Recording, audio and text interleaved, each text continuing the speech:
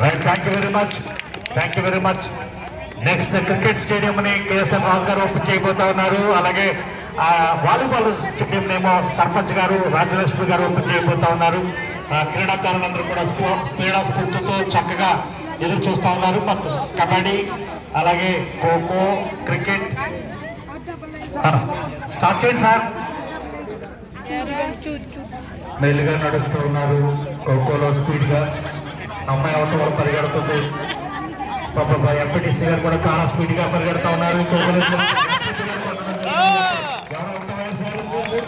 MPP గారు అమ్మాయి out అయింది. నెక్స్ట్ ఎంపీపీ గారు ఒక్కొక్కరు రండి, ఒక్కొక్కరు రండి, ఒక్కొక్కరు రండి ఒకసారి. రైట్, రాజ్యలక్ష్మి గారు చాలా ఉల్లాసంగా పరిగెడతా ఉన్నారు.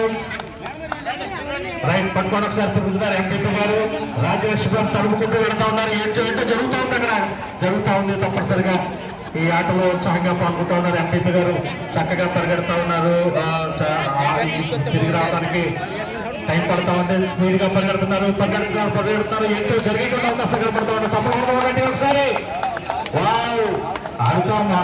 ఆడుతా మాత్ర వయసుతో ప్రమేయం లేకుండా అందరూ కూడా ఆడుతూ ఉన్నారు. రాజ్యలక్ష్మి గారు పరిగెడతా ఉన్నారు. రోజులా పరిగెడతా ఉంటే ఎంత బాగుండేదో. చక్కగా ఆడుతూ ఉన్నారు. ఆడుతా మాత్ర ప్రోగ్రామ్ లో okay. Right, Sridevi garu right right right okay okay right. Madam పరిగెడతా ఉన్నారు. అద్భుతంగా పెరుగుతున్నారు. ఇక అన్నికి వచ్చేసి మ్యాచ్ ఎవరికి వెళ్ళిపోతారో తర్వాత నిర్ణయిస్తాము. నెక్స్ట్ స్టేడియం కు వెళ్ళబోతా ఉన్నాం. బాల్ ఆడించే వస్తుందిగా కోరుతున్నాం. అక్కడ శ్రేయర్ గారు అక్కడ బాల్ ఆడించేయండి సార్. అక్కడ బాల్ ఆడించే వస్తుందిగా కోరుతున్నాం. So thank you very much, thank you. Okay, match end చేస్తున్నాం. Thank you.